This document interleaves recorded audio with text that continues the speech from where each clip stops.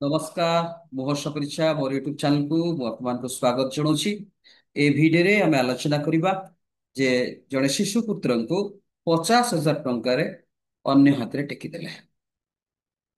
এই করোনা ଦୃଶ୍ୟ ଆର ଆଲୋଚନା କରିବା ପୂର୍ବରୁ ମୁଁ ଆପଣମାନଙ୍କୁ ଅନୁରୋଧ କରିବି ଭିଡିଓଟି ପ୍ରଥମରୁ ଶେଷ ପର୍ଯ୍ୟନ୍ତ ଦେଖିବେ ଏବଂ ଲାଇକ୍ ସେୟାର ସବସ୍କ୍ରାଇବ କରିବାକୁ ଭୁଲିବେନି, କାରଣ ଆପଣମାନଙ୍କର ପ୍ରତ୍ୟେକଟି ସବସ୍କ୍ରାଇବ ନୂତନ ନୂତନ ତଥ୍ୟ ଯୋଗୁଛି ନୂଆ ନୂଆ ଭିଡିଓ ନେଇ ଆପଣମାନଙ୍କ ସମ୍ମୁଖରେ ନୂଆ ନୂଆ ତଥ୍ୟ ନେଇକି ନୂଆ ନୂଆ ଭିଡିଓ ଉପସ୍ଥାପନ କରିବା ପାଇଁ। ତେବେ ଆସନ୍ତୁ ଆଲୋଚନା କରିବା। ଏକ ଅଭାବନୀୟ ଘଟଣା ଘଟିଛି ସୁନ୍ଦରଗଡ଼ ଜିଲ୍ଲାରେ, ଯାହାକି ସୁନ୍ଦରଗଡ଼ ଜିଲ୍ଲାର କୋଇଡା ବ୍ଲକ ଅନ୍ତର୍ଗତ ପାଟମୁଣ୍ଡା ହଟିଂର ଗୋଟେ ଘଟଣା। ଯୋଉ ହଟିଂରେ ଗୋଟେ ଅ ବାପା ମା ବା ପିଲା ଛୁଆ ନିଜର ବାପା ସମସ୍ତେ ଅଛନ୍ତି, ପରିବାର ବର୍ଗ ଅଛନ୍ତି। ୟାରି ପରିପ୍ରେକ୍ଷୀରେ ନିଜର ଅଭାବ ଯୋଗୁ ଏକ କରୁଣ ଦୃଶ୍ୟ ଦୃଷ୍ଟିକୁ ଆସି ଅଭାବ ଯୋଗକୁ କଣ ନିଜ ଗର୍ଭରେ ଜାତ ହୋଇଥିବା ଗୋଟେ ପୁତ୍ର ସନ୍ତାନକୁ ପ୍ରି ପ୍ଲାନ କରି ଆଗରୁ ହିଁ ବିକ୍ରି କରିଦେଇଥିଲେ 50,000 ଟଙ୍କା।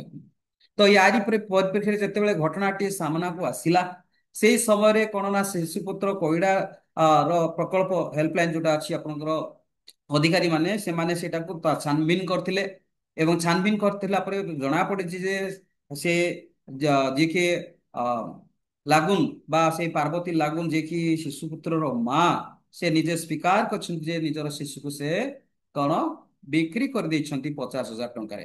କିନ୍ତୁ ସେ ଅସ୍ୱୀକାର, ସେ ବର୍ତ୍ତମାନ ସୁଦ୍ଧା ଉତ୍ତର ଦେଇନାହାନ୍ତି ସୁନ୍ଦରଗଡ଼ର କାହାକୁ କୋଉ ଜାଗାରେ କାହିଁକି ଦେଇଛନ୍ତି ଏବଂ କାହାକୁ ବିକ୍ରି କରିଛନ୍ତି ସେ କଥା କିନ୍ତୁ ବର୍ତ୍ତମାନ ସୁଦ୍ଧା କରାଯାଉନି, ମାନେ ସେ ଉତ୍ତର ଦେଉନାହାନ୍ତି। କିନ୍ତୁ ୟାରି ପରିପ୍ରେକ୍ଷୀରେ ସରକାରଙ୍କ ତରଫରୁ ଗୋଟେ ଏସ୍ଆଇଟି ଟିମ୍ ବା ସ୍ପେଶିଆଲ ଇନଭେଷ୍ଟିଗେସନ ଟିମ୍ ଗୋଟେ ଗଠନ କରିବା ପାଇଁ କୁହାଯାଇଛି, ତାର ତଦନ୍ତ କରିବା ପାଇଁ ଏବଂ ଖୁବ ଶୀଘ୍ର ସେ ପିଲାଟାକୁ ଆ କଣ ରେସ୍କ୍ୟୁ କରିବା ପାଇଁ ବା ସେ ଶିଶୁ ପୁତ୍ରକୁ ରେସ୍କ୍ୟୁ କରିକି ତାଙ୍କର ମୁଖ୍ୟ ସ୍ରୋତରେ ବା ବାପା ମାଙ୍କ ପାଖକୁ ଆଣିବା ପାଇଁ ଚେଷ୍ଟା କରାଯାଉଛି। କିନ୍ତୁ ୟାରି ପରିପ୍ରେକ୍ଷୀରେ ଘଟଣାଟି ହେଇଛି ଆପଣଙ୍କର ଗତ ଅଗଷ୍ଟ 8 ତାରିଖରେ କୋଇଡାର ମା ଘରକୁ ସେ ଲାଗୁନ ଆସିଥିଲା ବା ପାର୍ବତୀ ଲାଗୁନ।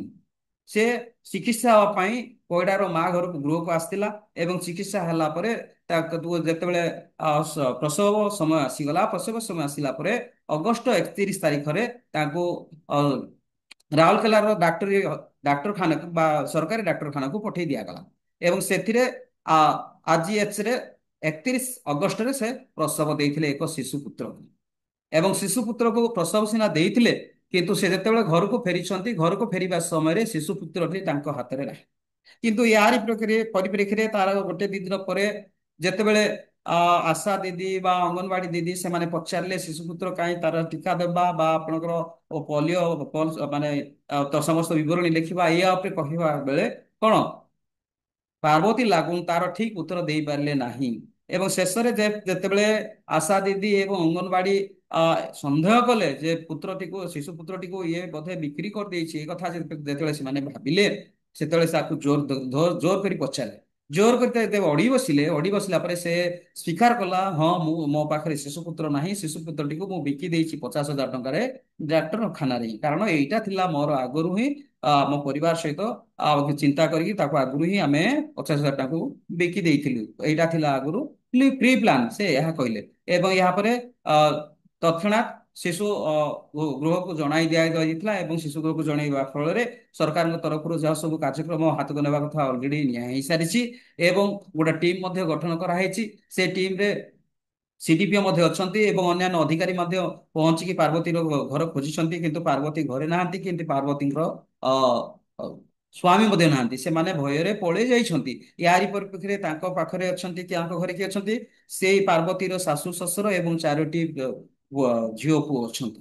ଆଉ ସେମାନେ ବର୍ତ୍ତମାନ ଚାହିଁଛନ୍ତି ବାପ କେତେବେଳେ ଆସିବ, ମା କେତେବେଳେ ଆସିବ, ତାଙ୍କର ଫେରିବା ବାଟକୁ ସେମାନେ ଚାହିଁ ବସିଛନ୍ତି। ତ ଏଇଭଳି ଏକ ଅଭାବନୀୟ ଘଟଣା, ଯାହାକି ନିଜର ଦାରିଦ୍ର୍ୟତା ଯୋଗୁଁ ନିଜର ଗର୍ଭରେ ଜାତ ହୋଇଥିବା ପିଲାକୁ ସେମାନେ ପର ହାତରେ ଟେକି ଦେଇଛନ୍ତି ବା ବିକି ଦେଇଛନ୍ତି। ଏହା ଏକ କରୁଣ ଦୃଶ୍ୟ, କିନ୍ତୁ ଦୁଃଖର ବିଷୟ ଯୋଉ ବସ୍ତି ବାସିନ୍ଦାଙ୍କ ପାଇଁ ଯୋଉ ସବୁ କାର୍ଯ୍ୟକ୍ରମ କରିବା କଥା ସେଇଟା ଠିକ ଭାବରେ ସେମାନେ ପାଇପାରୁଛନ୍ତି କି ନ ପାଇପାରୁଛନ୍ତି, ଏଇଟା ପ୍ରଶ୍ନବାଚୀ ହଉଛି। କାରଣ ଶିଶୁ ସେ ନିଜର ପୁତ୍ର ସନ୍ତାନକୁ ବିକିବାକୁ ନିଜର ପେଟ ବିକଳରେ ବା ନିଜର ଭୋକ ବିକଳରେ ବା ନିଜର ଦାରିଦ୍ର୍ୟତା ଯୋଗୁଁ ନିଜର ଅ ଗର୍ଭର ଜାତ ଶିଶୁକୁ ମଧ୍ୟ ବିକ୍ରି କରିବାକୁ ପଛଉନାହାନ୍ତି।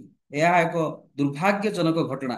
ସମାଜରେ ଏଇଭଳି ଘଟଣା ନିନ୍ଦନୀୟ, କାରଣ ନିଜର ଯେତେ ଦରିଦ୍ର ହେଲେ ବି, ଯେତେ ବି ଅଭାବ ଅସୁବିଧା ଅନଟନ ହେଲେ ମଧ୍ୟ ନିଜ ରକ୍ତରେ ଜାତ ହେଇଥିବା ପୁତ୍ର ସନ୍ତାନ ହଉ ବା କନ୍ୟା ସନ୍ତାନ ନିଜ ପାଇଁ ଅତି ମହାନ ବା ଗରିୟାନ। କାରଣ ସମାଜରେ ପୁଅ ଝିଅକୁ ଦେଇକି ହିଁ କଣ ପରିଚୟ ପ୍ରଦାନ ପାଇଥାଏ। ତ ୟାରି ପରିପ୍ରେକ୍ଷୀରେ ଯୋଉ ଦୁଃଖଦ ଘଟଣା ଘଟି ଯାଇଛି, ଏଇ ଦୁଃଖଦ ଘଟଣା ଆଉ କୌଣସି ଜାଗାରେ ଯେମିତି ନହବ, ତେଣୁ ସମସ୍ତଙ୍କୁ ମୁଁ ଅନୁରୋଧ କରୁଛି ଏଇ ସମସ୍ତ ଆୱାରନେସ୍ ତଥ୍ୟଟି ସମସ୍ତଙ୍କୁ ସେୟାର କରିବେ, ଲାଇକ୍ କରିବେ ଏବଂ ସବସ୍କ୍ରାଇବ କରିବେ। Thank you so much. ନମସ୍କାର।